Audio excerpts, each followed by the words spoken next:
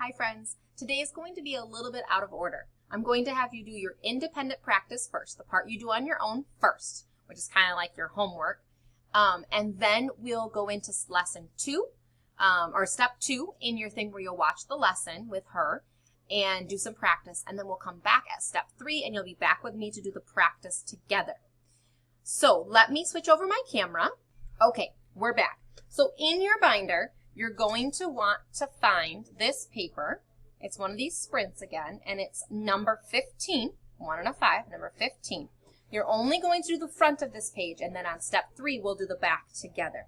On this one, after you write your name, like usual, with a pencil, remember we always use a pencil to write in first grade, let's read the directions. Write the number that is one more. So you're going to look at the dots, count the dots, and then write what's one more than that. So you can draw in one more dot if you'd like, and then count how many there are. 1, 2, 3, there's 4. Now as you go down further though, you'll see that some of them are in dot form, some are in number form. When you get to these, you can either use your brain and think what comes next if I count. Well, let's see, after 5 I count, 6 comes next, that's one more. Or if you need a little bit more help, you can draw how many dots it's telling you. So it's telling me 5. So I'm going to draw 5 dots.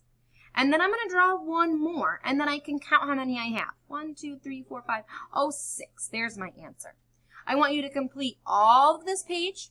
And then we'll come back together after you watch step 2 in your lesson. And we will meet back together to do the practice there. Now today the materials you're going to need for your lesson, you're not going to need your journal and all that stuff that she says. You just need your tool again. Today you're going to use the number bond side. So you're going to need your number bond tool, you're going to need your dry erase marker and your eraser. And you'll fill it in here. Now on hers, you're going to have 2 number sentences. There's only 1 number sentence here. Just use the extra space you have to write the other one. It's okay.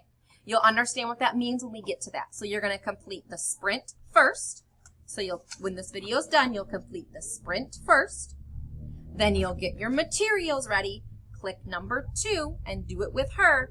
And then I'll see you back for step 3.